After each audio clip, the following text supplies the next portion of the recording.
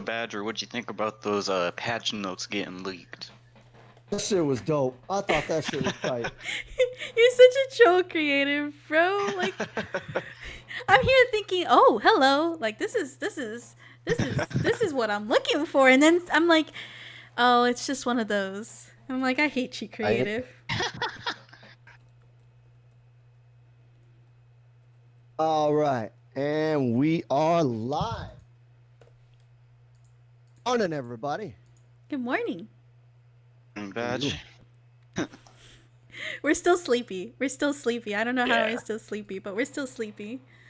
Oh, you have no idea. I'm like, man, I'm burning the candle at both ends. I'm getting. I usually sleep about 4 or 5 hours a night, anyways. Yeah. And like doing streams and then editing videos like immediately after like my day, 15, 20 hours or whatever. Like it's ridiculous. Sounds pretty healthy. Personally, for me, I only need 5 hours of sleep, and I am functional. That's all I need, right? That's all I need.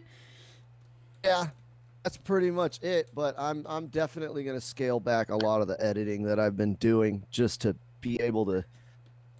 My priority is the stream, and so if I post less on YouTube, but my stream is dope, I'm cool with that. Cool. I'm cool with that. So I need a stream. literally like 2 days from Aftermath. Yes, we are. We are. This is 2 days. happening. This is happening.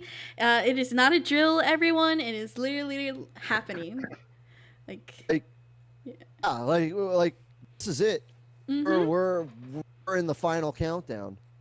And so I think hype levels are at their utmost, although a lot of people I'm talking to are saying that they're not even touching the game until Tuesday. Which I find ridiculous. I find it ridiculous because it's like, unless you're trying to take a break from the game, like you're basically just not touching the game at all.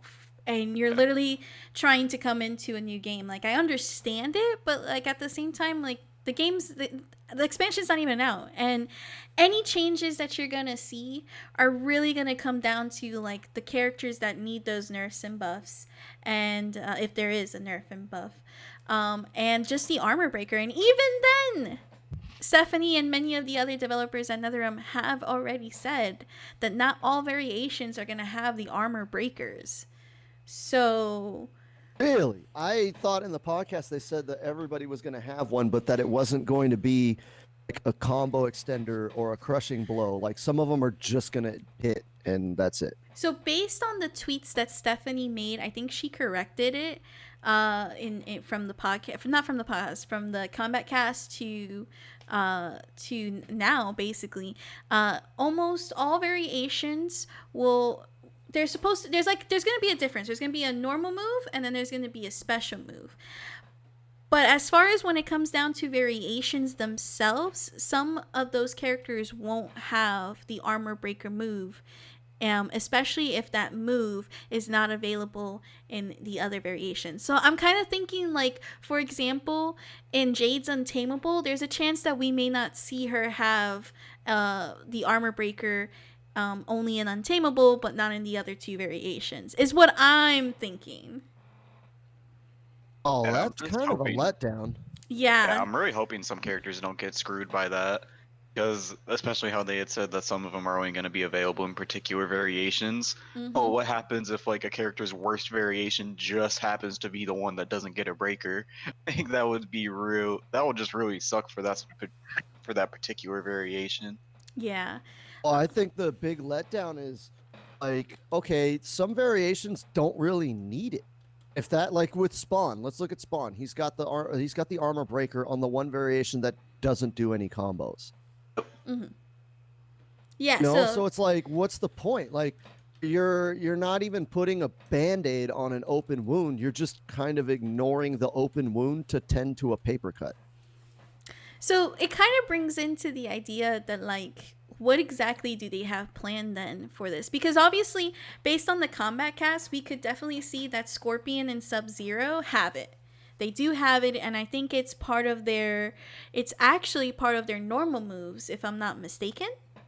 Yeah, for Scorpion, I think it was back 3, and then Sub-Zero was forward 4. So that's an interesting concept, and it looks like they're gonna give, so like any of the buffs, and this is like quotation marks on the buffs, any of the buffs that they're giving seems to be to help the frame moves. So for example, his back 3 looked a little faster, if I'm not mistaken, from what I was understanding. Looked a little faster to help with the armor, with the breakaway armor breaker. So I'm assuming that's the type of buffs they're gonna give to the majority of the cast. And it's like, do you really want to do that? It's now you're fixing the problem, but you're kind of not fixing the problem. Like, I'm still excited. I know a lot of people have been kind of like, oh, I'm disappointed now because of what they're saying, and oh, this doesn't make any sense. This is like NRS sucks and stuff. And I'm like, I feel like this is something that a lot of people have been asking, and it's a lot of work, and it's honestly, it comes down to the high level gameplay. Because when you have the breakaway armor, it's a mind game in of itself right now without this patch and Aftermath releasing. Like, it's a mind game whether or not you want to do a down 2 to secure at least the maximum damage while they have their 2 bars, or set up something once they use the breakaway. Like, it's sort of a mind game as it is right now. And now with this patch that's coming, it's going to add into more of a mind game. So now we're having like Inception type mind games. I don't see, that's the thing, is I don't think that the breaker system is a mind game. Right now, basically whoever has meter has an advantage. And like whoever doesn't have like decent breakaway combos, like with Kung Lao, I can do jump kick, dive kick if you break away, and I do more damage than a down 2. But it's like, if you don't have something like that, there's no play and counterplay. And I was kind of hoping that this armor break move was going to add to that, of like, oh, okay, if you do the armor break move and they don't break, leaving damage on the table. If you do it and they do break, you can extend your combo. It's like the counterplay of, are they going to do it? Are they not? But if it's not even a universal mechanic across the entire cast and variations, and if they're going to do something stupid like put it on variations that don't even have combos, then to me it's just a wash. It's like, what is it even there for? It's not going to change the game at all. Like, if I have it on variation 2 Nightwolf, the grappler variation that has 1 launcher, which is like, or 2, he has the down 2 crushing blow, and then he's got the well, no, because the Rhino Charge crushing blow doesn't even launch. He has no launchers. So if that's the variation with the breakaway, it's like, well, what's the point? What is he going to do? Yeah, that won't even matter. I thought it was interesting what they did with Sub-Zero, how it's his forward 4 crushing blow. Because Sub-Zero's strength has always been that he has lots of unbreakable damage. I felt like, oh, okay, his doesn't extend a combo and he has to use a crush. So like there's some kind of, risk versus reward. He's losing something, he's giving something up, but he doesn't really suffer from breakaway. Like breakaway doesn't really hurt Sub-Zero. So I could see why his is a little weaker, whereas Scorpion's gives him a pop-up, and I'm like, okay, breakaway really hurts Scorpion. Oh, it's kind of cool that he has that. I thought that was the direction they were going to go in, is like, okay, like if you don't really need it, then yours is going to kind of suck. It's kind of a weird thing. Yeah, it's really weird because I definitely feel like some characters are going to be benefited way more than others. Some characters you probably won't even wind up using the armor breakers, and others they'll probably use it like multiple times in a match. And I feel like that's what happened with Spawn, because honestly, with Spawn's 3rd variation and with that armor breaker, when they introduced that concept, it's like everybody said it was cool. And then you don't really see many Spawn players actually using it. In fact, they're actually using something different. They're either using, they're not even using that variation as much. They're using the second one. So it becomes like, well, what's the whole point at that point? Except for the very few that are actually going to use it. And when they actually do use it, it's like you have like a category, then a subcategory, and then a subcategory inside a subcategory. And it's like, again, it becomes like, For me, I still think it's a mind game because at the end of the day, you don't know. Like for a character like, for example, Cabal, you don't know if that person's gonna break away or not. So the best thing you can do is either do a down 2 or set yourself up for the next set of combos. Now that you know that he doesn't have meter, that person doesn't have meter anymore. Yeah, and I mean, you use the example of Cabal, which everybody's kind of playing Speed Demon. Breakaway doesn't even really affect him. Because if you extend your combo after Nomad Dash and try to do hook grab and they break away, it's not like they're going to get up and punish him. Exactly. You know? Yeah. And I'm after hearing this right now, I'm kind of like that has tempered my hype even further. No. Like I was excited. I was super excited because I was like, okay, there's going to be play, there's going to be counterplay, there's going to be things you can do. This is going to be a universal mechanic across the board that everybody's going to be trying to take advantage of. And now it's like, well, it's not going to be universal. It's like, okay, well, like, are they going to do to every character like what they did with Spawn? That's my concern is like, are they going to give the breakaway mechanic to the variation that doesn't even do combos? Like, is Highborn Katana going to have the fucking breakaway Bro, that would mechanic? Like, I know. Can we just okay, before we continue, can we all agree that if Katana gets buffed again, we're all picking up Katana? Because it's ridiculous that this character has been getting buffed nonstop since day 1, okay?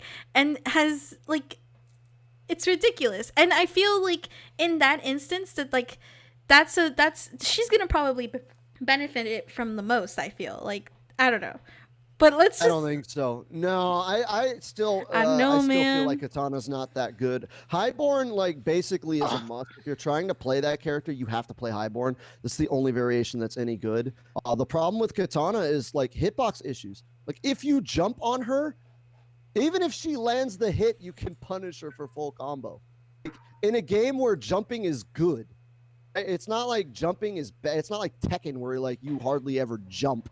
In this game, jumping is good. And if somebody jumps on Katana, even if she hits the fucking back one, like, the rest of the string whiffs and you can get up and punish her, even though she tried to stuff your jump.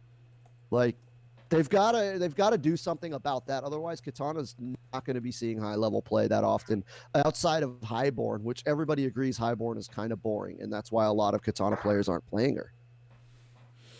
If she gets buffed again, I'm dropping this game. She gets like that 50%. She gets a 50% or unbreakable. Whew. Someone mentioned to me that it looks like it's going to be Fanlift that's going to have it. And most likely Highborn won't be having that anti-breakaway move. That's interesting. And I don't know how Fanlift, like, yeah. What's the point of Fanlift? It already doesn't break. You can't break out of Fanlift. Yeah, that's what I was just about to say too. I don't see why they would give her that. You can't break Fanlift in, like, most of her combo damage. Yeah, she gets a lot of combo damage after Fanlift, but, like, the breakaway doesn't really hurt Katana like it used to. You could break out of Fanlift, she would die. Yeah, she's getting a good minimum before you can even break out. She's already kind of cashing out. I kind of want to do like a guessing game in a sense, and like I feel like we should pick like the 3 characters that we feel will definitely either not have it or will have it, and kind of see, because I feel like everybody on Twitter has been kind of doing that and kind of saying, yeah, I feel like it's this way, or I feel like it's that way. I don't know if maybe the breakaway, like the actual move, is with a move that's connected with a crushing blow. I feel like that's also the other line that they're kind of like pulling to. Like any of those moves that like are a crushing blow, I'll use Katana again. Square Wave has a crushing blow if you do a counter on a max distance. I feel like that's the trail that they're trying to go for. Maybe. I actually thought Square Wave would her away anti-break move. That's what I was thinking. Crushing blow that you don't really see all that often. People don't really do it, and it looked like with the precedent they set with Sub-Zero was like that's a crushing blow you hardly ever see.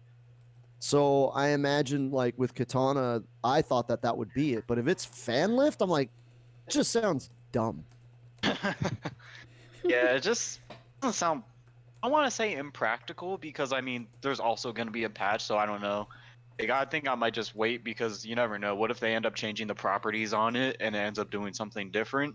something slightly different, or it works different in combos. Because that also crossed my mind when Saki had mentioned how Scorpion's back 3 looked a little faster, and they were discussing it on the stream. I also thought his back 3 looked a little bit faster, so now I'm starting to think maybe they might implicate like different frame data for your normals or specials when they're included in combos. Well, one thing a viewer pointed out to me was that they actually float when they break away. They said if you notice and you go back and watch, when they do the breakaway, they actually kind of float for a second, a little bit longer than. It's not like instantly falling down. Like they break and the character kind of hovers for like a split second and then drops, giving you time to do some of those moves. So I don't know if they're necessarily going to make those moves faster. I think it's that the breakaway is going to last longer. So it has more so frames. you may be able to. It sounds like it has more true. frames. That's a game changer. If that's the case, then I don't really have a problem with like not having anti-breakaway tech, because right now it's like you do your move, they break away, they get up, they blow you up, and you're like, oh fuck, I get punished for trying a combo. But if they float a little bit, if they float a little bit longer, then that means that if they break away, they may or may not have time to get up and punish you. Oh. And not only that, like it'll also give you time within your combo to confirm that they're breaking away and then stop. Yep. Because with Scorpion's back 3, I was thinking about that too. Because like if the breakaway is like normal speed, you really have to commit. Either going straight for the back 3 right away, or you're going in for like the standing 4, 1-1 spear, something ending with spear. And I feel like that's pretty easy confirm if they're trying to break away. So that definitely would help for cases like Scorpion. Like, I'm pretty sure we've all been there. You're getting comboed by Scorpion. You wait, you see that spear start to come out mid-combo, and then you drop and punish. Yeah. Which is the dumbest. That's one of the dumbest mechanics that they've added to this game. I don't think you should ever be punished. You should never be punished for landing a hit. Like, you should be punished for being wrong. Absolutely. Like, I did something dumb, and I'm going to punish you. But, like, feel like the breakaway mechanic as it is, and hopefully not as it will be, actually makes the game harder for new players. I know they added it, make it easier for new players. Like, oh yeah, if you're fighting someone who isn't paying attention and they just do combos and they, you can break away and actually have a fighting chance. But what that really does is it screws over new players. Because I'm telling you, and Sonic Fox said it in his stream. He's like, dude, there are matches where they literally, I have a perfect. They get no damage until they break. And you think about that. If you're fighting a player that's stronger than you, you're fighting so hard to get that opening, right? Mm-hmm. You're fighting so hard to get that launch. And you're like, oh, finally, I got the launch. I can set up Oki, can make a comeback. I can do this and that. And I can maybe even win. Then they break away and punish you and you die. You're just like, oh, well, there goes my opportunity. Like, I literally had no chance. I think that's also the frustrating with my one opening, and now that's gone. Yeah, that's definitely the frustrating part. I feel like I feel like it doesn't limit themselves to like I feel like that also doesn't limit itself to breakaway. I feel like that limits itself that goes to itself when it comes to like the wake up buttons, the hard knockdowns, and actually throw teching too. I still to this day don't understand who is plus after teching, because I swear person that teched. It doesn't feel that way though. It still feels like the person they should be. It should be, but it still doesn't feel that way. To this day, I will tech right and I will still get punished for teching right. Or it, like instead of the other person. It depends on how fast your buttons are. I think you're at like +1 or 2, and when I get throw teched by someone with slower normals and they try to punish me or hit me after throw teching, I have fast buttons, so I stuff them. It's still. I don't think it has anything to do with them being minus and me being plus. I think it's just like I know my buttons are fast. My characters are slow buttons, unfortunately. Honestly, after a throw tech, I'm backing up. So throw techs are +2 actually. Looking at it, +2, but I still feel like it's the idea, it's the concept and the principle. Like you're still getting punished for following the game fundamentals, and it's like, well, then what's the whole point of trying to do these fundamentals? Better to just eat the grab, or better to. That's what I've been saying for months. I just take the throw. I'm like, no, if I make a hard read, I'll neutral duck to blow you up and all of that. But I'm not going to sit there and throw a button out on accident, like as a fucking coin toss, and now you have a crushing blow loaded, and I'm still flipping coins. Fuck no, I'll take the 140. You're not hitting me with a combo.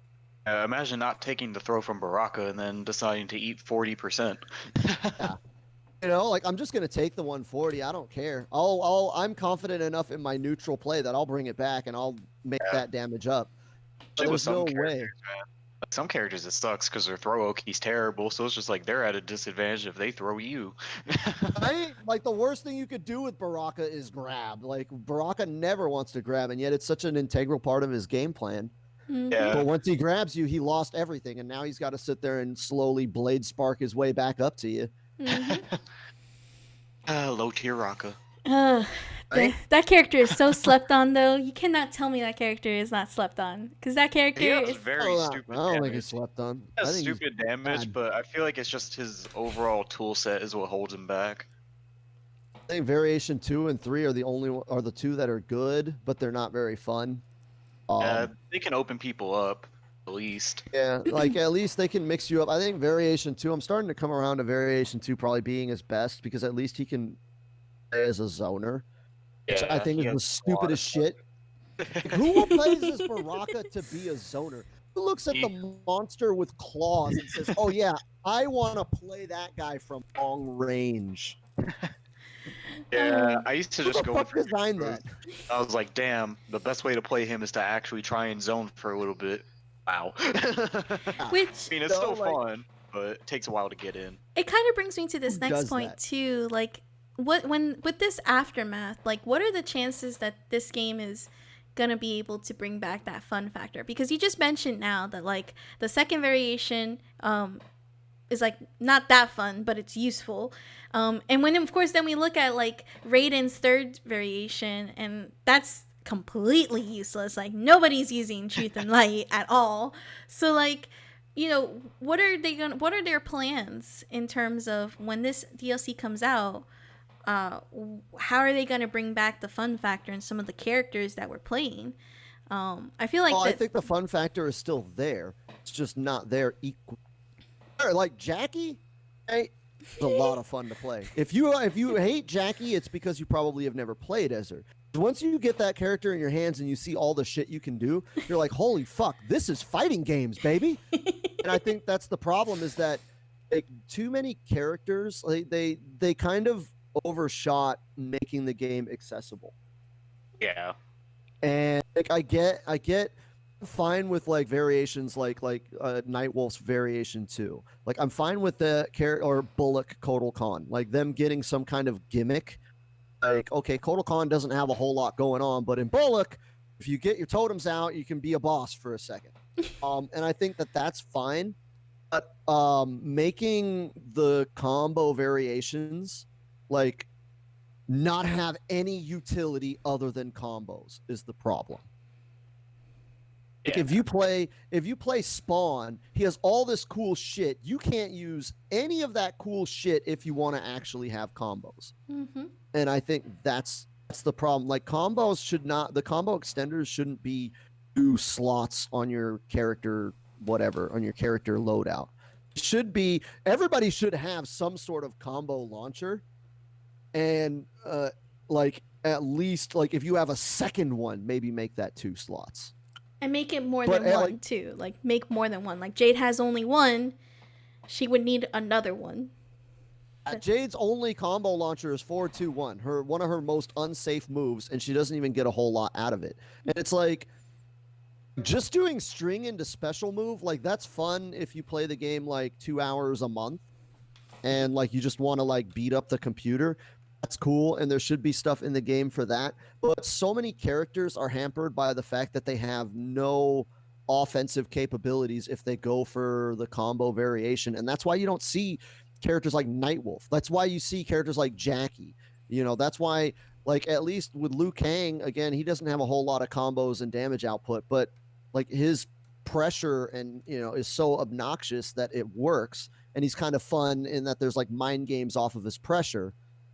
But too many characters are just so watered down, and like Noob Saibot is the most fucking boring shit. Seeing double is the most boring. But it hits so hard. It hits so hard, though. Love seeing double. Dude, like literally that character is 4-2-2 1 slide and 1-1-3 slide, and that's your command list for the whole fucking fight. That's it. That's what you do. Like, four slide, boys. Yeah, like you're telling me that the studio that gave us a character like Jackie or Kung Lao or Garrus, who have so many things that they can do and so many options, is the same studio that gave us fucking Scarlet, who is just boring and garbage. Like, do the character designers not communicate? Like, it seems like the guys who developed Scarlet are entirely different studio from the guys who developed, like, Jackie. It just doesn't even seem like the same company to me. Hello? Yeah, no, I completely understand that. Makes sense. You know, like, you look at Kano, and it's like, dude, you look at Molotov Kano and he has all these cool things. Imagine if Molotov Kano actually had fucking combos. Like, how much fun that character would be. Like, yeah, okay, a lot of people are playing Molotov Kano because it's effective, but how many of those guys would be switching to Rat Bag if that was the meta? Yeah. You know, but it's like, I mean, how interesting and how fun is it to just do down one fucking acid? I do kind of hate doing that. A move into a special the whole match. Honestly, yeah. No, like honestly, I feel that too. Like, part of my reason I hate Kano is just like it's always the same thing. It's never something different, and it's like I can't. I can deal with it, but at the same time, that's all he's doing in that variation. That's all the Kanos are doing. Either down one into a special or acid into a special. That's literally all you guys are doing. And then Kano Ball is the same thing. Kano Ball is like, frick it, like, let's go. YOLO it. I don't care.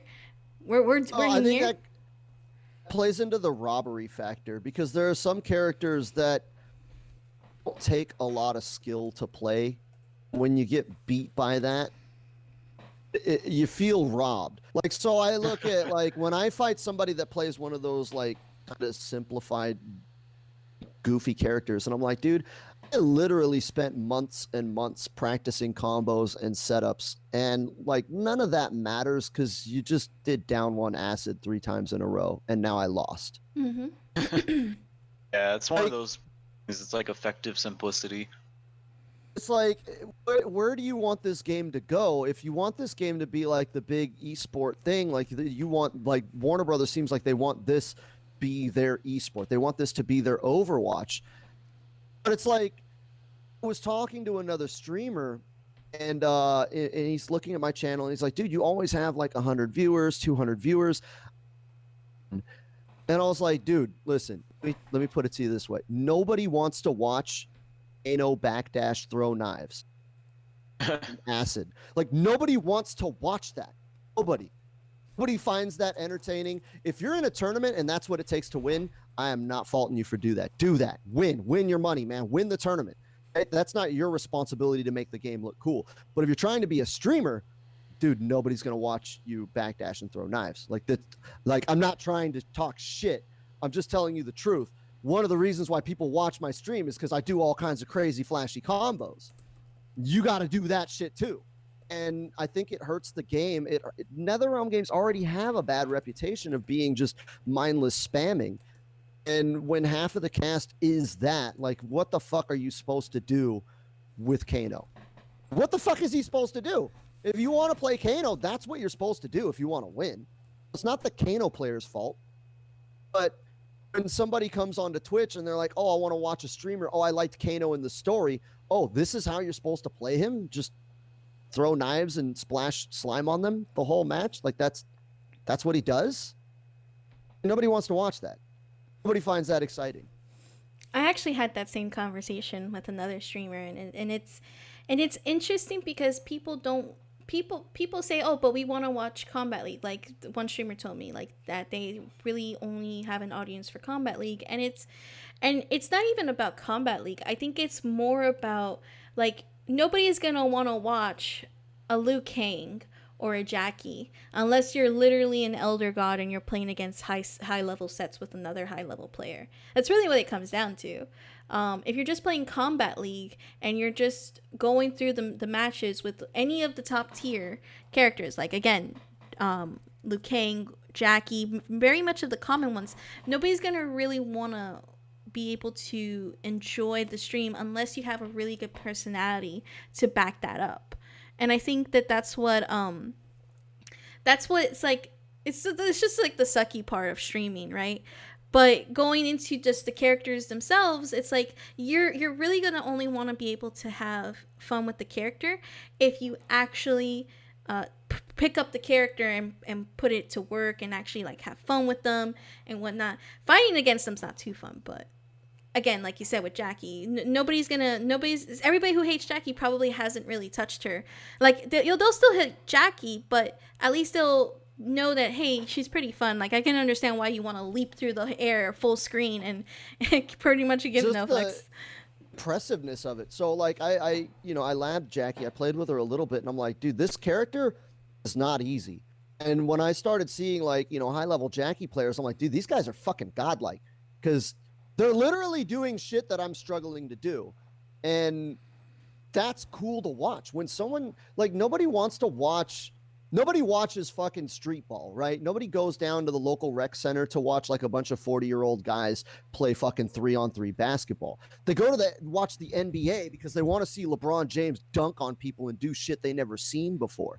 And I feel like that's the problem, MK, is that you don't have that disconnect between your average online scrub lord, like the best in the world, right? Watch, a high level tournament, and I watch like a high level Baraka, and he's sitting full screen hitting down back one, down back one, down back one, R1, and it's like, I could fucking do that. Like, why am I going to waste my time watching these guys just scrub each other out? I could do all that. It's not entertaining or exciting. When you see someone doing Jackie stuff, and when you actually try to figure out how to do that, and you're like, holy shit, that stuff's hard. Like, wow, these guys are pretty impressive. They're doing things I can't do. And then you want to watch that. And that's the problem with the game right now. I feel like it's got it has bad optics. People see the spammy nature of it and just doesn't look good. Mm-hmm. I think that I credit a lot of my channel's success to the fact that I play Kung Lao, because his combos aren't easy to do. They're flashy and they look cool, and so a lot of people can't do them, and when they see them, they're like, wow, that was fucking awesome. I'm going to watch this guy some more. But if I were like playing Liu Kang and hitting forward 4-3 into fucking flying kick all day, nobody's impressed with that. You create your tech. I think you mentioned it last podcast that like people want to see players create their own tech. You don't like, they're not looking at the person who's beating Evo and Evo champion. They're looking at the person who's basically saying like, yo, that's like, for example, like that's the Saki down 2 tech right there, or the Armani Viz tech after parry and then you do it down 2. Like, people are looking to make, like, the actual people wanting the credit are actually looking for their style and to promote their style. I mean, like, I know for me, when it comes to my streams, and the reason why I've been growing is because when they come to my streams, I'm introducing them to them kind of like an educational type of gameplay, where like when they come in and they have questions, I got you. Here's what you can do, or here's what I like to do, and it's worked out for me so far. And I think that with that kind of bridges the gap between the casual and the competitive, and on that aspect there too. But yeah, people are looking to just create their own tech, the ones that are really focused on that, not, hey, I won Evo, even though it's a great accomplishment, but people aren't going to remember you except you're just an Evo champion. You want to maybe but you think about it, you backtrack a little bit, and it's like, who is winning Evo? Sonic Fox. Sonic Fox is creating tech. I mean, I don't think that those two are mutually exclusive. Person that's winning Evo is the one that's coming up with all the tech. So I think that that's definitely something to take note of like, yo, like maybe you should go and find your own in-game expression, because the guy or the person or the creature or whatever the Sonic that does that is the one that is winning. I think the problem is that people don't know how to cross that gap. That's the problem. And I don't think the game encourages that. It doesn't, like, I see why they dumbed it down a lot, is to kind of encourage people to like funnel them towards the harder stuff. When like the harder, more technical stuff is just bad. Why am I gonna play Nightwolf in the combo variation when I can pick like Kano and do down one acid and Kano balls, throw knives the whole match and win with that? And no, so people see that and they're like, all right, I figured out the game. I've done it. I'm done. I beat the game. I know how to win. I beat people left and right. Then they drop it. This is no depth. You could sit there and play Tekken for literally decades, never hit the bottom of the ocean. Whereas, you know, if I'm playing Liu Kang, like there's definitely a ceiling of like, okay, I've done all I can with this character. We're not going any further with it. Yeah, I hear you on that. I've definitely felt that, especially since like I'm a mostly play collector character loyalist, and a few months in, it was pretty much just like, oh, I think I might have found everything. And thank God there was a patch. So it changed everything up. So, you know, like more tech to find out. But there's definitely a ceiling, especially when you only stick with one or two particular characters. I definitely feel like that's why some people kind of like drop the game or they take really long breaks. It's not only because there's a ceiling with particular characters, but because I feel some characters are sealed off, if that makes sense. Like I feel like they're sealed off by archetypes. Like Nightwolf, I feel like people don't play Nightwolf as much anymore because his archetype is pretty strict for the most part. It's down 3 mind games, whether he's going to do down 3, or down 3, 1, 1, 1, down 3 grab. And I feel like being stuck into a particular archetype like that only is going to make him, or it's only going to make particular players gravitate towards him. And I feel like some other characters might have that same problem. It kind of adds in towards the whole the ceiling. So hopefully with this armor breaker that they're introducing, we're gonna see that. I'm really excited regardless of how I know the feeling, because with Jade and even Sindel, you know, like the game just doesn't allow you to kind of express yourself, and it doesn't help you express yourself as your style, as your player. You're basically trying, like, once someone has reached the top level tech, everybody's just trying to replicate that tech. There's no real way or individuality, or again, there's no, once you have the move that sticks, there it is. But hopefully with the armor breaker, that will change. I mean, again, I'm still looking forward very much to this expansion. This is going to change the game up, and I think that it's going to bring some new like flavor to the game, and I think it's going to do it for the better, but just because I'm optimistic and I really believe in that, you know. I still love the game. I'm not really like caring about the armor break, because I think the armor, like the breakaway system, is just a problem, and I've kind of learned to deal with it, so I don't care. And like hearing that it's kind of a half-ass fix for the problem kind of breaks my heart. I'm more interested in the adjustments. Yeah, and I'm more interested in the small stuff. Like yeah, Fujin's gonna be cool. Breaking breakaway is gonna be cool, but like, oh, is Shao Kahn gonna have a freaking 10-frame mid-hit confirmable combo launcher? Like, that's the shit I'm excited about. And I was kind of discussing this on my stream. I was like, dude, might be too good to be true. Right? Is Shao Kahn really going to have a fucking 10-frame mid-hit confirmable combo launcher? Because they've already said that 434 is going to be special cancelable, but are they going to fuck with it? Like, is it going to be nerfed to be like 15 frames instead of 10? You know, like, are they going to give and then take as much as they gave? And that's what I'm concerned with. Because if they gave Shao Kahn 434 a special cancel, I'm like, yo, that character instantly jumps to like competitive in the top tier. Yeah. If they nerf that move and make it slower, it's a wash. He's still it's like, why'd you even change him? Yeah, like he's still going to be just as shitty. Like, I feel like if they gave more characters access to good moves, fix the frame data, make it to where everybody can not necessarily compete at a high level, but actually use their command list. With Nightwolf, it's like, dude, do you really want to just mash out down threes into 1-1 and grab all day? Like, make forward 110 frames. Okay, it's got long range. So what? That's his strength. It's good at that range. He can get in your face really fast. His jumps are shit. His zoning isn't all that great. So fine. But like, if if they buff his damage or whatever, or they give him a new move, but he's still just down 3-1-1-1, why am I going to fucking play that character? Exactly. Just the character depth. Those archetypes just keep you constricted.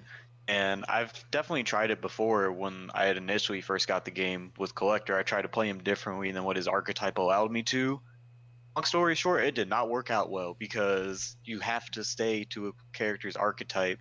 It doesn't really allow you to have your own flair or personality with the characters. You need to stay strict towards what it is that their toolkit allows you to do. And I feel like that really stops a lot of players from continuing. For me personally, it's not a problem, but I know it is for other people. Yeah. And no, I agree 100%. Like, it want to express yourself. I mean, your name is creative. For God's sakes, man, it's creative. Like, this is your namesake here. This is what you were meant to do. I'm stuck with command grabs all day. Okay, so I want to do this. Okay, I'm gonna go each and like to the two of you, and I'm gonna ask you three characters. Where are they gonna get nerfed or buffed? Honey Badger, you're first. You're saying what three characters I think are gonna get nerfed or buffed? Yeah, no you can get into specifics if you want, but three characters that you see are gonna get a nerf or a buff. I don't know what direction they're going, so I'm going to give you the characters that I want to see get buffed and what buff I want from them. That would probably be better speculation, maybe, you think? Yeah. So I think Scarlet needs to get buffed. Bad. Really, really bad. She's not unplayable. You can win with her, but what I want them to, it's tough. It's so hard. You have to be so much better than your opponent. What I want to see with Scarlet is I want to see forward 4-3 not have a flawless block gap. And I want to see forward 4 be 11 frames. What is it now? 13? That's like 13 frames. I want to see it be 11 frames so she doesn't have to worry about getting mashed on. I don't want the flawless block. You can keep the flawless block gaps in everything else. Just take it out of that one string, and I think she'll be fine. And then I want to see, what's that move that she does where she does the blood explosion and it launches you in the air? I want to see that just be a regular launcher. Like, she can launch you in the corner with it, and that's fine. But, like, nowhere else. There's something else to do other than, like, fish for 2-1-2. It's her back forward 3, by the way. It's her back forward 3. Yeah. Okay, yeah, I think that should just be a regular metered launcher. If they want to like make it a variation specific thing, at least give her a combo variation so that way there's something more than just forward 2 into Blood Ball, forward 4 into Blood Ball, forward 4-3 into Blood Ball. Oh, they can flawless block, back to forward 2 Blood Ball. Yeah, because unless you get like either a really good whiff punish or they just happen to get hit with something that's like a stray hit, nobody's getting hit by her 2-1-2 launcher mid-screen. Like, most of the time people are avoiding it, and then it starts off with a high as well. Like, she could definitely benefit from some good mid-screen combo ability. Like, I guess they kind of neutered her because she has the heal mechanic, but as we're finding, like, the heal mechanic is really a non-issue. Like, even if they want to, they could tone down the healing. I would rather tone down the healing and just have her be a more solid character overall. I feel like that sounds like a decent trade-off. I feel like though that like when regards to Scarlet's healing, if you compare it to like Shang, Cabal's Variation 3, and Kodo, like she's not in a bad spot. She has to amp it to get any healing back for all of the moves. Actually, if you kind of think about it, and whereas Kodo literally only has to throw up a sunbeam, gets 3 totems, and you're good. You know, like... Yeah. Come and then Shang Shang, grabs you. yeah, and it's the same thing with Cabal and Shang. Like Cabal, like Shang, you can, if you have variation 2, you still need to do the special move and then set it up. It's a setup, and then of course he has the throw that gives him health back, and then you have Cabal, whose really health only comes back if you actually do the gas mask, and even then it needs to be like to stand in it. Yeah, you have to amp it and Yeah. then stand in it. So I don't think that it's like her healing is the issue. Does she get a lot? Yeah, but she has to work for it compared to literally the one character that can get a full screen, like a full bar in like 30 seconds. Like, Yeah. Oh, but the problem is if they made her a more solid character, her having that powerful of a heal on top of being solid would kind of break her a bit. okay. The thing is, at the end of the day, like maybe make it a variation specific thing where she can have a good mid-screen combo option, but not have a heal. Or like have the heal be lessened. I actually think that's Hemorrhage. That's actually Hemorrhage. Hemorrhage right now does not have many of the healing options. She only has the back forward 2, I think, and you have to amp it. So that would technically be on Hemorrhage if that was the case for the combo potential. Yeah. I feel like the character, she's kind of teetering on the edge of being broken. And like I get doubling down on their gimmick. Like they want every character to feel different and play different. But the problem is like Scarlet, she's either gonna be really, really bad or she's gonna be a problem. I would rather tone down what makes her unique a little bit. Not take it away, but tone it down a little bit. Can compete and not be broken. The healing mechanic, I think, is the reason why she's so bad, because she needs to hit one amplified Blood Ball and like basically a combo is gone. But it works for Garrus. You look at Garrus and his healing mechanic doesn't really break him, and he has all the tools to compete. So I'm like, why is it Garrus isn't hampered by his healing mechanic, whereas like Scarlet is basically unplayable because they're afraid of the healing mechanic being too strong? That's actually a pretty good point, to be honest. You know, because I look at like from the perspective of the developer, right? Like I don't have any character loyalties. My loyalty is to the game. Like, yes, I love Kung Lao. I play him a lot, but I'm not sitting here like advocating for nerfs or buffs for Kung Lao. I look at the game as a whole. What do I think will help the game better? And I think having more competitive characters will help the game more. But also I know that the way certain characters are designed, they're kind of teetering on the edge. Like if Scarlet had big damage combos and really good shit, the healing is broken. So I get why she's kind of neutered. I would rather have the healing be a small gimmick rather than be a core part of the character, and then just have a more complete character. Kind of like with Garrus, his heal is like a small gimmick. Character doesn't win because he heals, whereas it looks like Scarlet is built to be a character that wins because she heals. Mm-hmm. And I would just tone that down. Okay. Next character. Next character would be Jade. I think Jade. Problem I have with Jade is like, honestly, I think Emerald Defenders are only good variation. I know a lot of people are loving Jaded, and like even Sonic is saying Jaded. I know you play Untamed, right? I play all 3 actually. Yeah. Well, the problem with Jade is like our other 2 variations are supposed to be rushdown variations, but their rushdown is a gimmick. Mm-hmm. Right? Like, so like everything in Jaded basically can be neutral ducked, and then you can block the flip kick on reaction, the only mid out of that run stance. And it's -3, so you can technically mash out of it too. So like everything is a gimmick out of that variation. And with Untamed, like Untamed is really, I think that's probably outside of Emerald Defender her strongest variation, but it's just so boring to hit back 3 staff, back 3 4-3 staff, back 2 staff slam. Like you're just kind of throwing staff slam at the end of everything. And you're just kind of ticking away at them. Mm-hmm.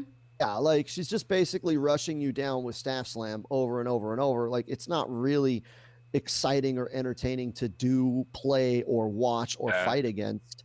She's rushing you down with no threat. It's like, what's she gonna get? Like 12%? Yeah. You know, and it's just kind of annoying that you have to hold block most of the match. But even then, if she can't get in back 3 range, that variation's kind of like that variation is basically a boring ass zoner without any projectiles. Yep. You know, and so I would say like give Jade. First of all, I would make back 3 4-3 not a dial string, so she can actually stagger it. Because basically, what it is did she do one hit? Nope. Time to press buttons. Right. Mm-hmm. Like, is it one hit or is it all the hits? That's it. I would make it a staggerable string and give her some sort of, it's like Sonic said, give her some sort of launch option, like some combo extender in the other 2 variations. I don't think Emerald Defender needs combo extender, but I think like Jaded and Untamed absolutely need combo extenders. Yeah. And back 3 4-3 be staggerable. Mm-hmm. I feel like the other 2 need. Go. Emerald Defender, I feel like, does its job. It's like a good counter pick, particular characters, but then outside of that, it's like, what else does she really do? Like, all she is, they're zoning me with, Cetrion or Scarlet. Okay, I'm going to go Emerald Defender and shut that shit down. Yeah, she's just good for those few counter picks, and then it's just like, oh, I'm in a matchup where I'm not a counter pick. What do I do? I think it's fine for a variation to be matchup specific.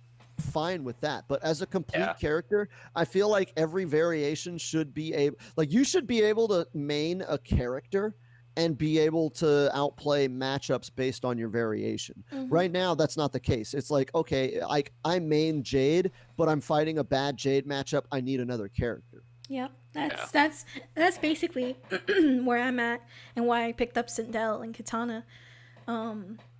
Because the cover for Jade. Yeah, it's the cover for Jade because the rushdown aspect and the pressure, and it's really the pressure, may not be the rushdown aspect, but I have a better time actually putting pressure as Sindel than I do as Jade because I can't stagger as much with Jade. I can't do it. Even with Jaded, I can't do that.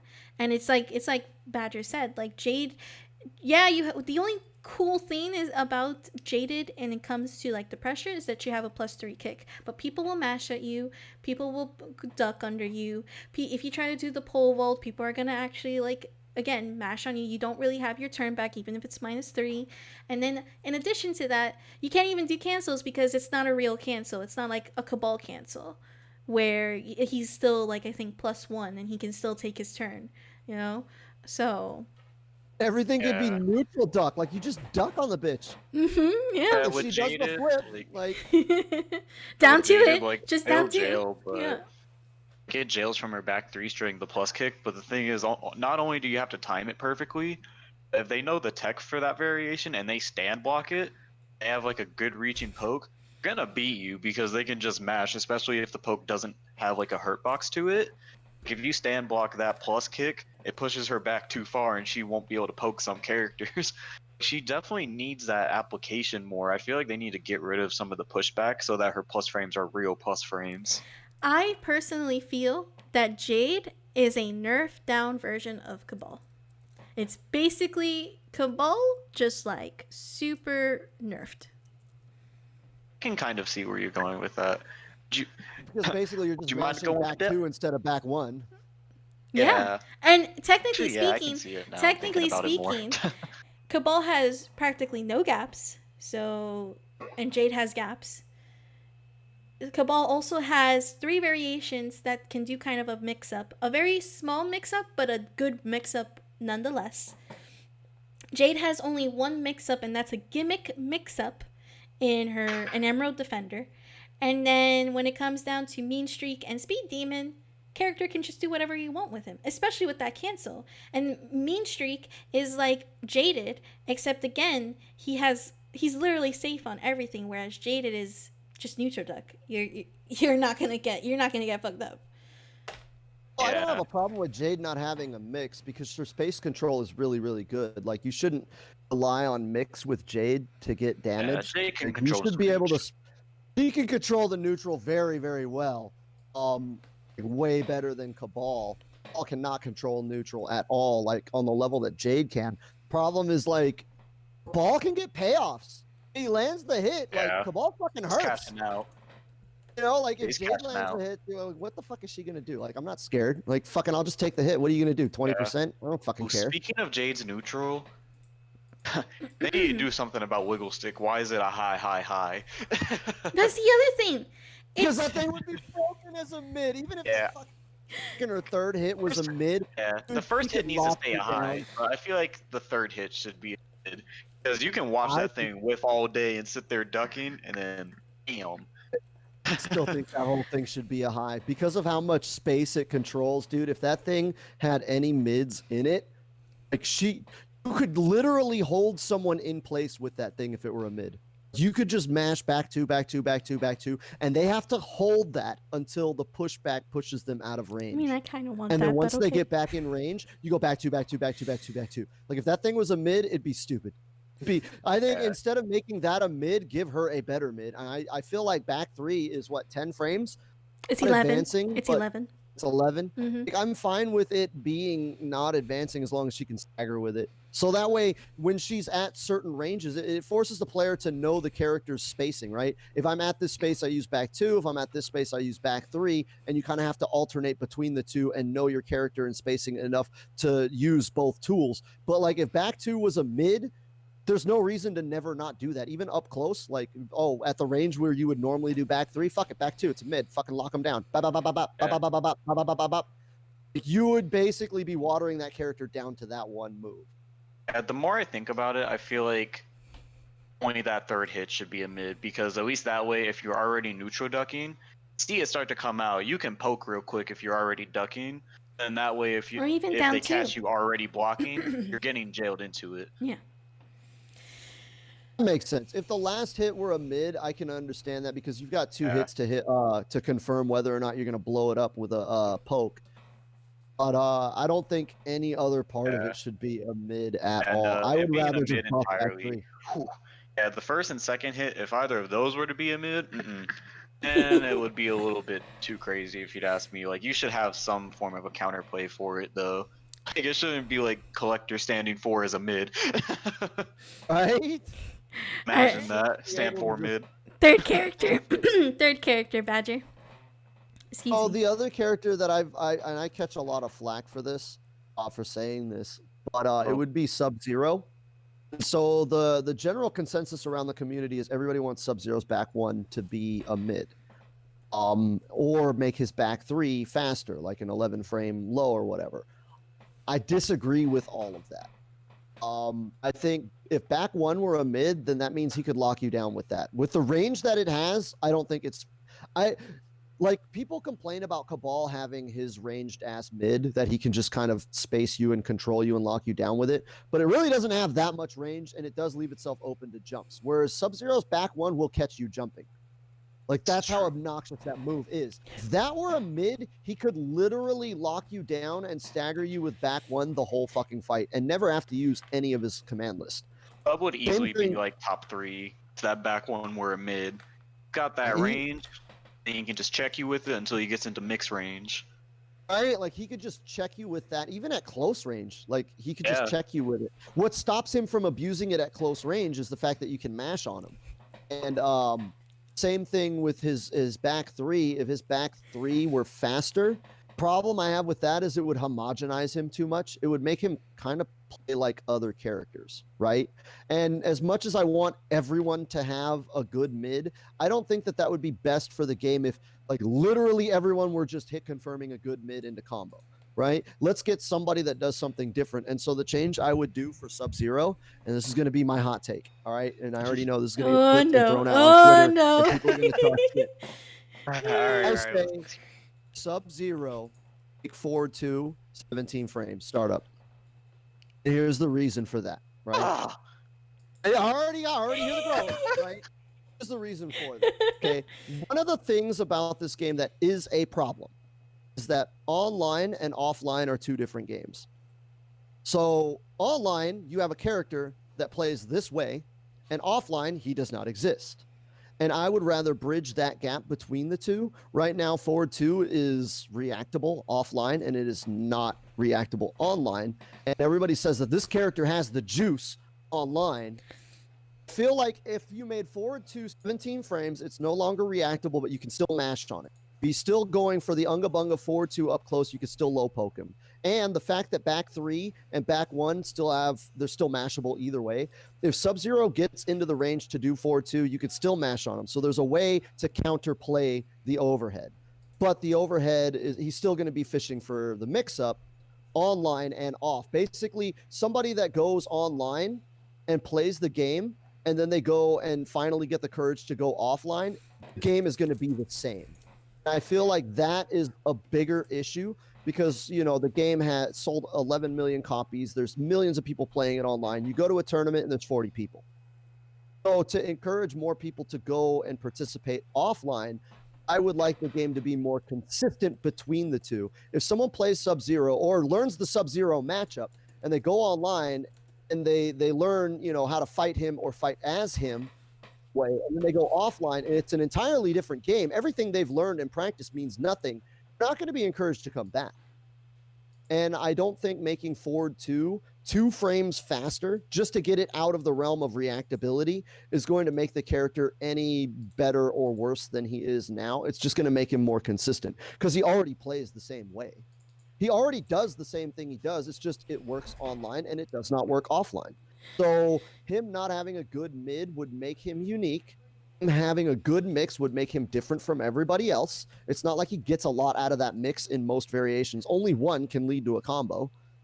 And people that play the character online will be able to practice and take that offline. And I think that that's better for the community as a whole. That's my hot take. It was a very hot take. So many people in my chat are actually calling you crazy. It wasn't even just a hot take; it was a spicy take. It was a very spicy take, actually. I'm saying, okay, pulls in what I'm saying. Like, tear it down. I really want to hear the criticism because people just shut it down. They're like, oh, well, you're an idiot and fuck you. And it's like, okay, well, why am I an idiot? Like, explain why this is a bad idea. Tell me why back 1 being a mid or back 3 being faster would lead to a more diverse game. Like, why is making Sub-Zero play like everybody else going to be better for the game in the long run? I know it's irritating to fight. I don't like fighting it. I don't like fighting it either, but I would rather the game be consistent and have a more diverse cast that do different things than everybody play the same. And this is coming from the guy who advocates everybody having a good mid, right? I would rather the game be more diverse and just fucking learn how to fight fucking Sub-Zero. Learn how to fight in the neutral. His overhead has kind of shitty range. It's not like you're eating that shit if you know how to space him right. I could pick Noob Saibot and bait that thing all fucking day and just do forward 2-2. And Sub-Zero really has nothing that he can do about it. It's not like it's a tactic that's going to blow up every character and like make the game like this obnoxious Sub-Zero fest. There are ways of dealing with it. I can deal with it as Kung Lao, and I don't even have very good neutral as Kung Lao, but I could jump it. I can bait it. I can bait him into doing it and dive kicking it. If I get inside, I can mash on him, and there's nothing he can do. It's going to get stuffed by my pokes. Every character has ways of dealing with forward 2 as it is right now, but they also have the ability to react to it. Alrighty, Creative, it's your turn now. I can't wait to hear your hot takes. Nobody has anything. Okay. All right, I'll just leave that one out there then. That's for Twitter to respond to you, man. It'll take me too long. Oh my goodness. That's great. That's honestly, you should put that as a poll. We'll make a poll after this. After we're done here, we're gonna make an idiot. You're an idiot. Hot take, yes or no? Oh my goodness. Oh. Alright, Creative. Let's hear it. Let's hear those buffs and nerfs. Alright, and it was which characters I think will get buffed or nerfed, right? Yeah, so the first one, who's the first one? Ooh, okay, well I'm somewhat confident that my man Collector might actually get a buff. Have you been seeing all the tier lists lately? Boys, bottom 5 on almost every list, so Collector buffs. Like, I don't know what they would change with him, but I could see a couple minor changes. Honestly, I don't want the character buffed. I just want a couple hot fixes, and that's about it. But if they give him more than that, I'm definitely not complaining. So who else? Definitely Scarlet. went Going over back to that. collector, touch on the there was a fix that you suggested was that forward 1-2. Yes, his forward 1-2 string. +5. And I kind of agreed with that. I don't know if everyone's familiar with what your opinion on that move is, if you could elaborate. I'll go into it a little bit. So with collector's forward 1-2, we all know collector's forward 1, that super annoying low, the stagger that's -1. Mm-hmm. The full string, how he can connect it into boa. If he connects that combo string from max range, it doesn't connect anymore. He actually just can't connect the combo. If you throw out that boa at max range, even when you do hit them, it'll literally they can still block it, and then you still get full combo punished. So for me, it's just the concept of why am I getting punished if I'm beating you out in the neutral, and then I still can't get a full combo like I would if I were in your face. So it's like I just wanted to have some hit advantage, so in that way you can actually still connect your full combo rather than having to settle for less damage when you beat them out. Like, I shouldn't be rewarded any less because I have better neutral or just because I have better fundamentals. That doesn't make sense to me. If you space a move right, like and actually catch them on the tip, which is what you're trying to do with every move, is space it perfectly, you shouldn't be punishable for. Wait, did Badger's audio just cut out? Or was I that think just it me? did. I think it did for a minute. My audio cut out. Yeah, it did. Oh. But we're good. We're good. Oh, well, you're we're good now. We're good now. Okay. All right. No, I was just like agreeing with you that if you space a move out and hit it with just the very tip, like that's what you want to do with a move. You want to hit from the max range at all times, and I don't think you should be punished for being a better player. Yeah, like that. Like you just say that, it's like, huh? It's like you got outplayed, but you're not getting rewarded for outplaying somebody. Hmm. So you said Scarlet was the next one? Yeah, Scarlet, and I think we kind of already might have went over Scarlet. Yeah. But buff Scarlet. Shao. Yeah, we went over Shao as well. So I'll just think about another character I think might get something. I honestly feel like Aaron Black might actually catch a nerf. Really? The Oh, amount okay. of complaints Aaron Black has been getting lately. I What? definitely feel like they're gonna nerf his back 2 slide mix, or they might just nerf his slide as a whole. Like, I wouldn't even be surprised if they fucked around and made it a mid. I'm not saying I would want it to be a mid, but I wouldn't be surprised if that were to happen. Just based on the community and how they're viewing Aaron Black at the moment, I wouldn't be surprised whatsoever if he got a nerf. I feel like they might make the mix up more of like it's not it like because right now I feel like Aaron Black, at least on his 52 card pickup, it's right now either you're gonna get scud shotted or you're gonna get slid, and I think that I think they're gonna try to make it so that either if you're doing, I think it's not the either you're gonna do the overhead, like I think they're not gonna have the whole overhead mix. I think you're gonna have to end up actually like a full mid all the way, or a full overhead all the way, and then you'll see the slide. Like I feel like they're just gonna. The problem isn't 52 card pickup. I mean, it's scud shot's a problem. Scud shot's a problem. Is barking irons and the fact that he can do back 2-2 into slide cancel into a fucking command grab, or you're doing a 3-way mix. Like, yeah, back 2-2 into fucking slide, and where's the slide coming out, and it's hard to react to online. Yeah, that's annoying online, but it's not really that good. It is a gimmick. Offline, that variation means nothing. Like, nobody's really putting in work except for one guy that's like, even he's struggling in tournaments. But barking irons, now that people are starting to really explore it, and it's like, oh, wait a minute, I can do back 2-2 into slide, or I can cancel slide into a fucking command grab that puts you right back into fucking board 4 and slide mix range. Like, barking irons is the problem. I think if anything needs to be nerfed, it would be barking irons. I'm not too sure about barking irons. His command grab can be OS'd pretty easily, though, off of his forward 3 string at least. Then the rest of it, like you had just said, yeah, it puts you right in his range on Oki. Off of the slide, like doing forward 3 tick grab, like that's whatever, right? That's a gimmick. But the fact that he has, and that shit is hard to react to because you're reacting the slide right? The slide cancel, he flashes gold, and you're like, what the fuck is going on? What do I do? Do I block? Do I do this? And then he command grabs you, or he goes back into back two, or he just goes back into another slide. Like, just because, at least with like other characters that have a cancel, like with Cabal, like when he cancels run dash, it's like, okay, he's either going to hit me with a mid or he's going to grab me, right? With Jade, it's like, okay, she's either going to get plus frames or she's going to cancel and maybe grab me or maybe go to another mid. With Aaron Black, it's literally a three-way mix where he only has to guess right in one of three ways, whereas you have three ways you could guess wrong. Because you're mixing between overhead, low, and grab. That shit is cheap. If anything needs to be nerfed, I think Barking Irons needs to be dealt with. People can literally have no neutral and no fundamentals and just blow you up with that. Like, just go in there and flip a three-sided coin the whole match and you've lost. Because you guessed wrong on a three-sided coin. It was not in your favor.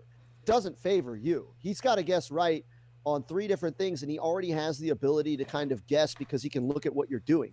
If you're standing blocking, he could just go in the direction you're not blocking. He's got all of back 2-2-2 into the cancel. He has all this time to kind of react to how you're defending, and you have no time to react to how he's going to attack. You have like a split second to say, okay, he's going to do this, I'm going to do this, whereas he's looking at this, he's doing back 2-2 and saying, all right, well, he's stand blocking, so I guess I'll just let the slide rock. Or you know what, I'll just cancel into grab because the slide and the grab both beat the stand block. And if you just stop doing the stand block, it just, okay, well, you know, now I'm going to go and fucking let back 2-2 hit and go for a full combo. Like, that mix just favors him so much. Like, he's so cheap. Yup. Everybody's bitching about the 52 card, and it's like, dude, 52 card is a fucking joke, dude. Listen, I'm not complaining about the slide because, again, you can OS it, and when it comes down to it offline, like, it's not the end of the world. You get me? But Scud Shot needs to have something. Scud Shot is just too strong. You can't tell me, like, if you told me that if when he amps it and he catches a projectile and then can hit you, I can be like, okay, that's the whole purpose of the amp. But this character can literally nullify projectiles and still get a free hit out of you on amp, and it launches you. But the hit is so like mediocre, and that meter takes a long time to come back. Like, I don't know, man. I don't think Scud Shot's a problem as much. Again, I'm not a zoner, so that's my bias going through. I find it hilarious when he shoots through boulders. Or I found out this morning when I was playing Mr. Josh. I was playing Sindel, and her projectiles that she does on the top, like she jumps and she does the projectiles. He Scud Shots to Mo. He Scud Shots each and every. The hard way. I found out the hard way. I found out the really hard way. But I've always said that Scud Shot was a problem. Scud Shot is a problem. It is the only reason why when it comes to that variation, everybody picks it up. They don't pick up Parking Irons. Like Scud Shot is only a problem for zoners, and I don't have a problem with a variation that hard counters zoners. I think what it is that characters that are kind of zony. I think if the zoner characters had better options in their other variations, like with Jade, if Jaded or Untamable were just better at rushdown, and it wouldn't really matter that he blows up Emerald See, Defender. I can agree with that. I can agree with that. Because when I go against... I'm serious. Because when I go against Aaron Black, I'm not thinking, oh, I'm going to have to use Emerald. No, I'm saying, okay, I can't use Emerald. So the only character I can think of that can maybe get through this is Jaded. And I'm going as Jaded. But everybody neutral decks me. Everybody can just... like, literally duck and do a down 2 on my pole vault. Everybody can just react to my cancel. Like, bro, I don't get a break. I do not get a break. I think if everybody had universal tools like a good mid, then I don't think a character, one move in one variation canceling zoning, I don't think that that's a problem. Because, again, if you're in a tournament, like say you're in a tournament, right, or even just Combat League, you pick Emerald Defender and they pick whatever, and you blow them up with zoning. Oh, they change characters to 52 card pickup. You're still up one match. So if you lose that next match because Headshot blows up your zoning, you still have a counter pick that you can use to take the next match. And you're going to go into the next match, game point with the advantage. So on just a quick question, and anybody in anybody's chat can answer me, or you guys can answer me. Is Scud Shot a mid or a high? It's a mid. I would rather be I honestly, you don't have to touch it. Just make it a high. Just make it a high. No, I'm very serious. Just make it a high on amp. You don't have to do it. You don't have to do anything else. But give me the option to duck it. Pretty reasonable, especially since he can hold it. Yes, give me the option to at least duck it, so that if I'm going another character, okay, I'm not constantly getting Scud Shot. I know you said that the meter doesn't come back, but this is literally in the span of you're getting the slide mix, you're getting the vial mix, you're going through so much that by the time the Scud Shot comes out, it matters. It really, really matters. Yeah, my only concern would be his up close game, because then it would just make his Scud Shot completely irrelevant. But you shouldn't be using Scud Shot. Down or mashed on. You shouldn't be using Scud Shot in the first place. Scud Shot's meant to nullify projectiles, not create it's not supposed to be there to fucking use his pressure.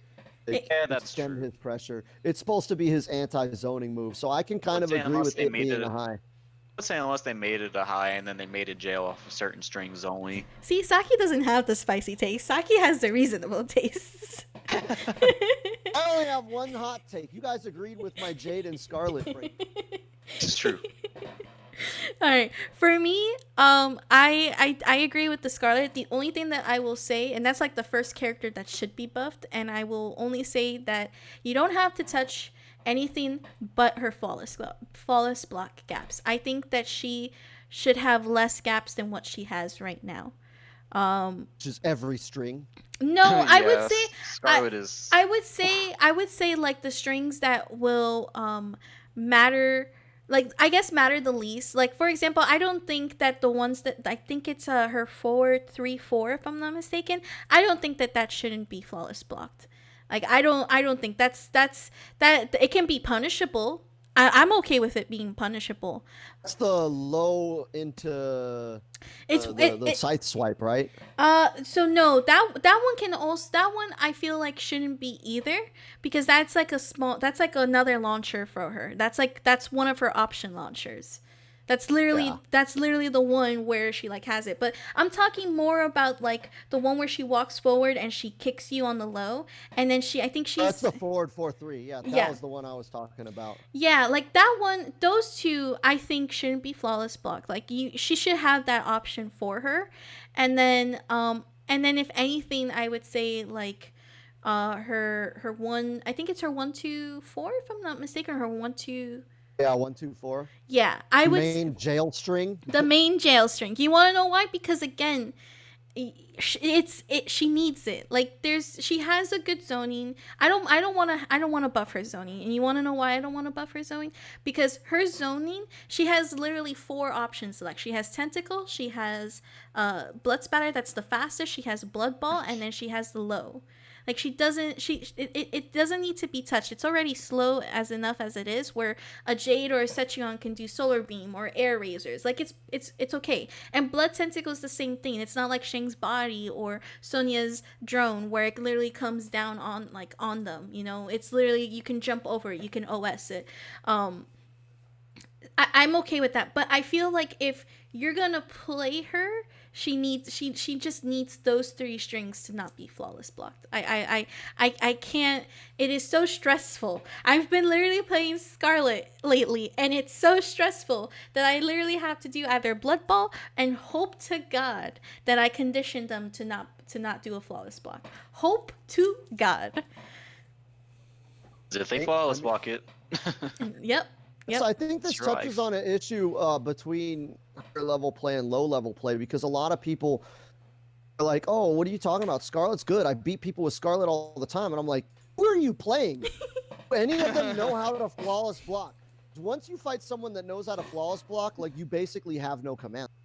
Your command list is gone." Really? That's one of two I feel cases. that with Jade. Either they're not that good, or you're just a god with Scarlet. I feel that with Jade. When people flawless block my kicks, I'm like, "Oh shit. Well, I don't know what to do now."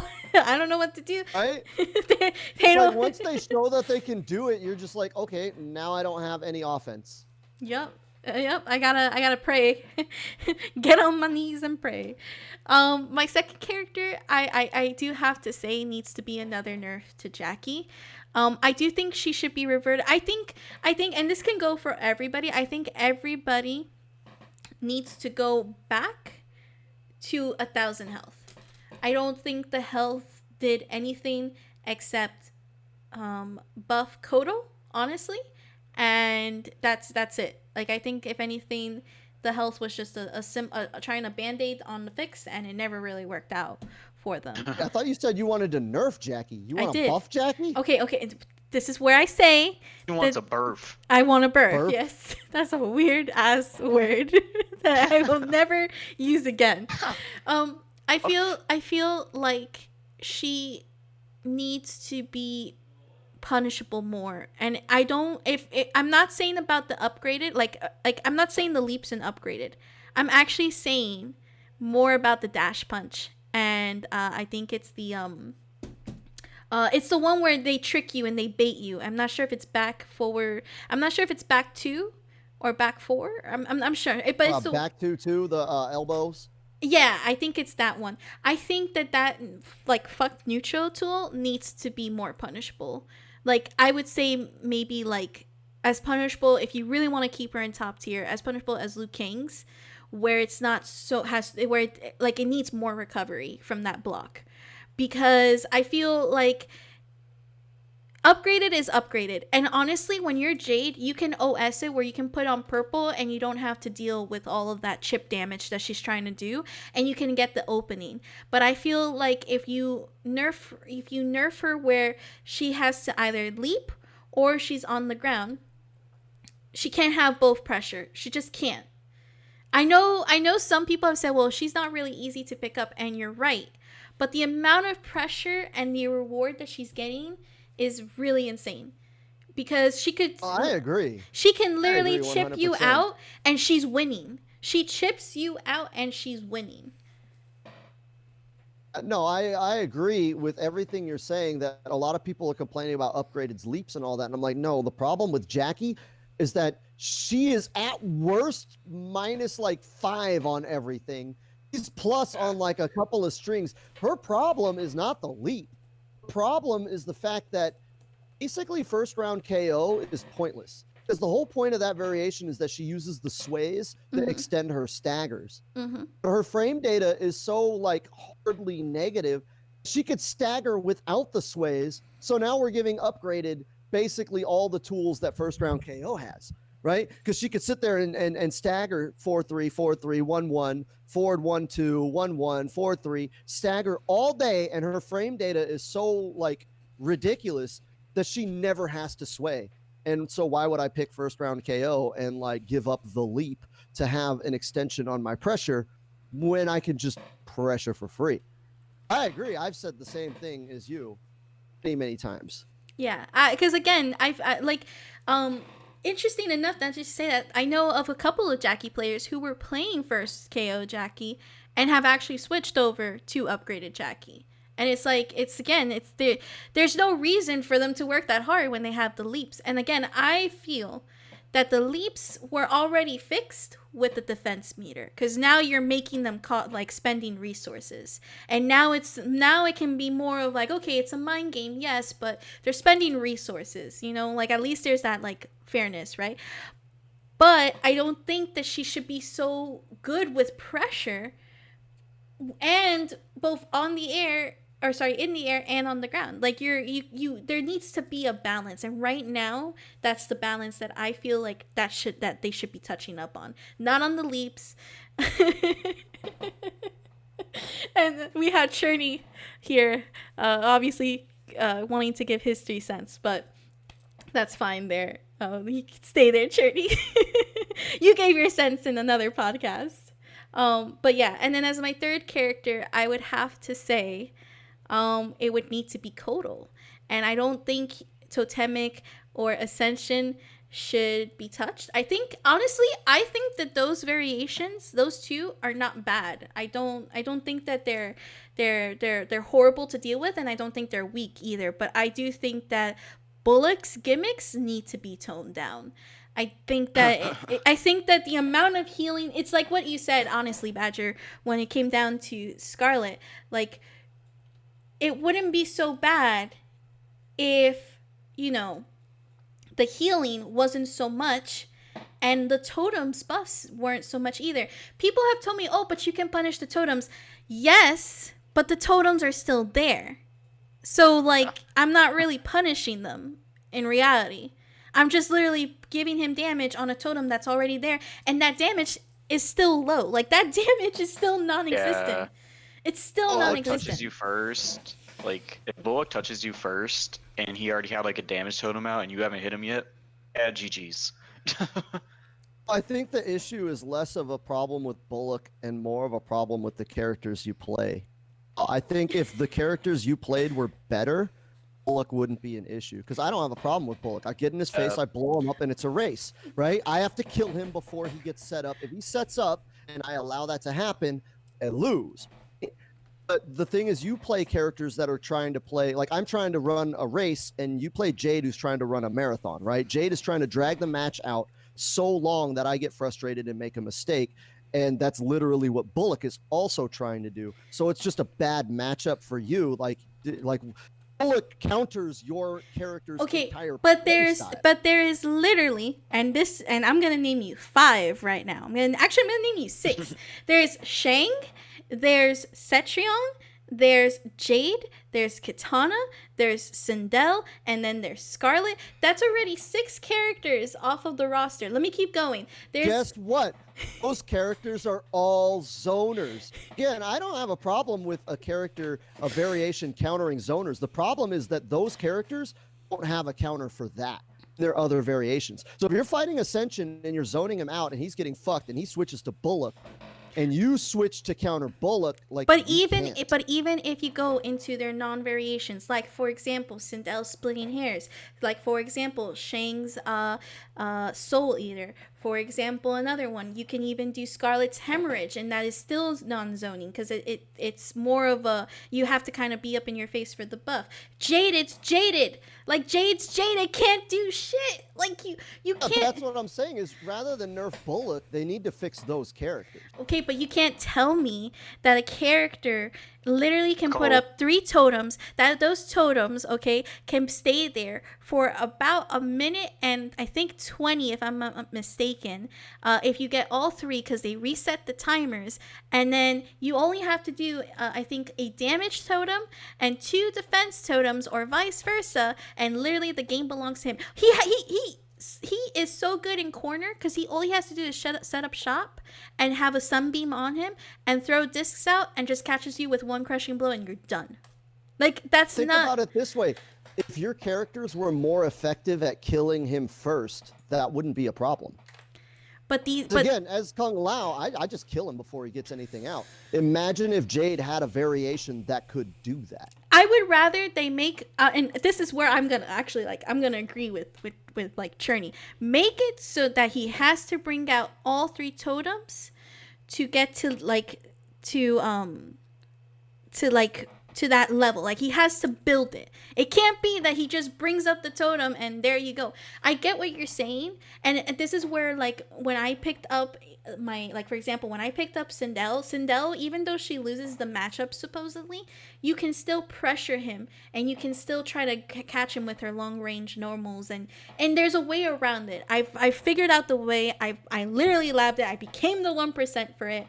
But you cannot tell me that it's still fair when I'm literally punishing the dude for bringing out a totem, but the totem is still right there. The totem is still existing for 10 seconds. Like, there is literally nothing to stop him. He will take the hit and still have a sunbeam and the totem come out.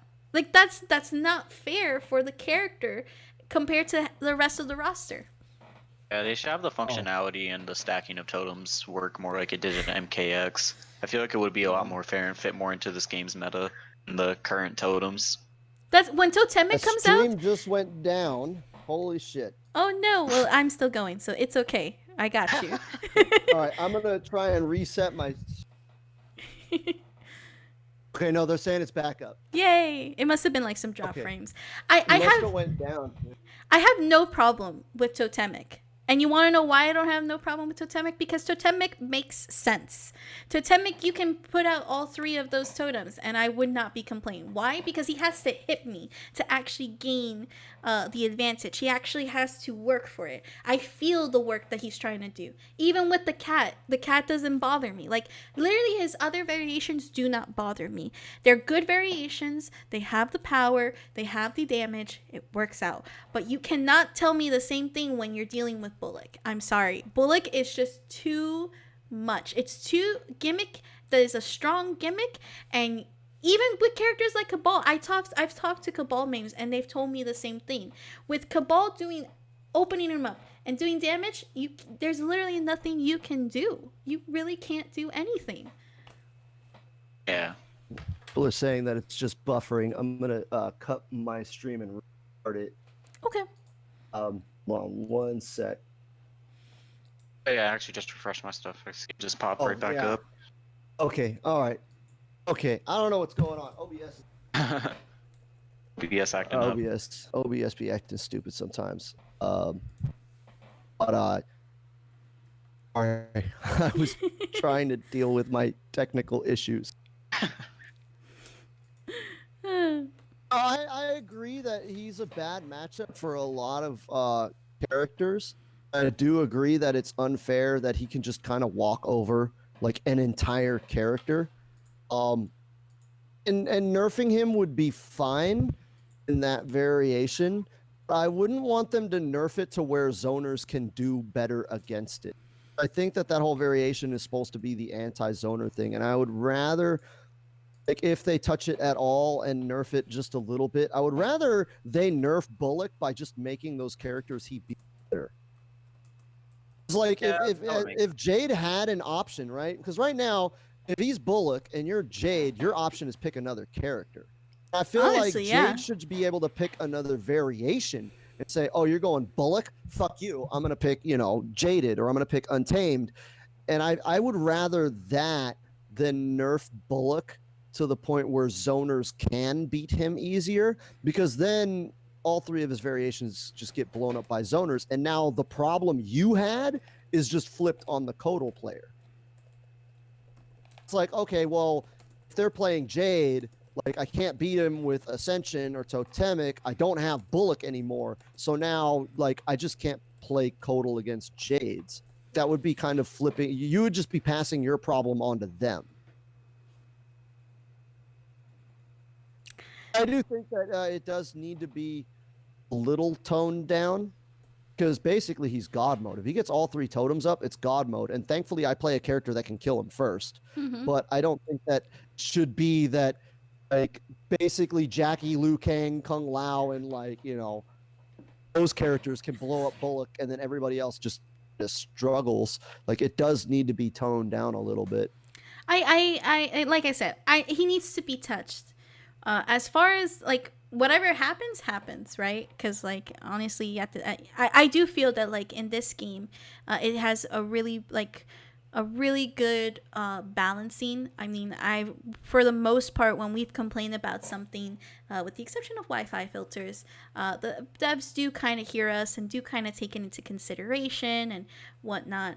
But I don't know. He just definitely needs to be touched. I think that it's just too much, and like, it's also a proof too that, like, a lot of these third variations were not tested when they came out and when they were released.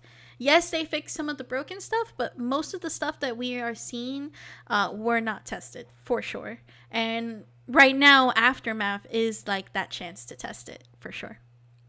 They were tested, but they just weren't, like, 5 people in a QA office aren't going to find all of the shit that 5 million people around the world are going to find. I think they were tested to the limits of what is possible with a studio. And again, they probably have more than 5 people on their QA team. Unless they've got millions on their QA team, they're not going to find stuff that millions of people playing the game are going to find. Yeah. One thing you did touch on that I kind of wanted to mention was the Wi-Fi filter. And I think the reason why we don't have a Wi-Fi filter, because NetherRealm, they've said time and time again that priority is making sure that the casuals have an enjoyable experience, right? Mm-hmm. The hardcores are going to be hardcore no matter what. Let's try and convert casual. Let's make the casual experience better to convert them to hardcores. And I think the reason why there's no Wi-Fi filter is if there was a Wi-Fi filter, a lot of people are going to be waiting hours for a match. And I think a Wi-Fi filter is coming, but I think it's coming with complete crossplay. I think when crossplay leaves beta and it opens the player pool, right? So you can have more people available. I think that's when the Wi-Fi filter is going to come. That way you're not waiting half an hour for a match. Yeah, it would be half an hour on PlayStation, but now we have all these millions of Xbox or PC players that we can pool from. And those that are on Wi-Fi can play with people on Switch. Fuck them. Yep. Damn, you calling out the Switch players. Okay, so I think what better way to kind of like close up the podcast, right, is who is excited for playing who? There's literally 3 people in this call right now. Who are you excited to play as? So, I think we're all excited for different characters. I know, that's why I'm like, okay, we gotta let everybody know at this point. So, I'll go first. Okay. Go ahead. No, go ahead. I'll go first. Fujin for sure. Fujin for sure. I mean, it's definitely Shiva. Shiva is awesome. I'm all in on RoboCop, and the reason being is because, like, I haven't really found a zoner that I like. I've been playing a lot of Emerald Defender, but I don't really play it as a zoner. I usually just stay in the neutral. Mm-hmm. And so RoboCop will be the truth. Yeah, I want to play as RoboCop as a zoner because I think zoning is such a trolly fucking asshole play style anyways. And to play as a character that everybody's pissed off is in the game and mad and people are saying they don't want RoboCop in the game and to be a zoner with him, God, the teabags will be legendary. Don't be arresting everybody. I can't wait for RoboCop. I just love RoboCop. RoboCop. Let's go. Right? I'm really excited to see all the Easter eggs because when Terminator came out, what made Terminator cool for me was the fact that he had all these Easter eggs, and was like really funny and like I knew about Terminator, and recently I'm only finding out about RoboCop, and it's like he already has like a lot of the cool fun Easter egg stuff. So. Hey, that's what I've said. People who don't like RoboCop are the ones that have never seen his movie. Because I'm like, if you watch RoboCop 1, you're going to be like, yeah, this character needs to be in combat. And if there's going to be a guest, it's RoboCop. I prefer no guests. Right? I'd rather have Havoc and Takeda and all of that. But if there's going to be a guest, I'm glad it's RoboCop. I can't complain. But, so I guess that's going to be it for the podcast. You guys want to shout out your social media real quick? Yeah, y'all go first. Okay, so for me, I actually changed it this time. You guys can follow me on Twitter and on Twitch at Saki Sakura TV. And yeah, we're actually going to keep streaming a little bit after this podcast to kind of just chill and play some more games before I head off to do some homework. And yeah. Badger. I'm on Twitter. I have a YouTube. If you look up SoCal Honey Badger on YouTube, you will find me. And I post mostly tutorial content in dealing with fighting game fundamentals and basics and just like the vocabulary and jargon that a lot of people I'm finding have no idea what any of those words mean. So, I really like it if you guys gave that channel a shot. If you're new to fighting games, there's probably a lot there to help you. But I'm also on Twitter. I don't tweet a whole lot because I'm absolutely terrified of getting canceled. I do tweet occasionally. I don't want to sit there and tell a joke and now everybody thinks I hate black people or something. Oh, Jesus. Oh, Jesus. Badger. Hey, for the record, Creative is black. Damn. I'm friends with him, so yeah. Don't cancel me. Alright, and then let me I think pull your mine I think up your real quick. Sub-Zero hot take is what's gonna get you canceled. Ain't gonna cap. Yeah, the Sub-Zero hot take is all that they need. Alrighty. And then, so for mine, my Twitch and YouTube, they're both Creative Royalty, and then my not Twitch, I already just said my Twitch. My Twitter is Creative Sucks because Creative Royalty was already taken. There's underscores in that. Creative underscore royalty. Yeah, there's only an underscore for my Twitch. Alrighty, guys. That was a fun times, yes? Talk team. Fun times. Don't wait till next Sunday when we actually have content to discuss instead of speculating on it. Next time we discuss, Aftermath is going to be here. So we'll actually we won't be guessing. We'll be sitting there fucking, man, they ruined Shao Kahn, the fucking motherfuckers. Yeah, probably. Alrighty. Right. I'll catch you guys later. Bye-bye. Later, guys.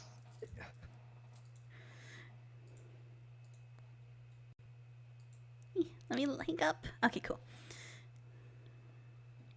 Alrighty, we back. We good. I could not ask him, but I can ask him for you in Twitter.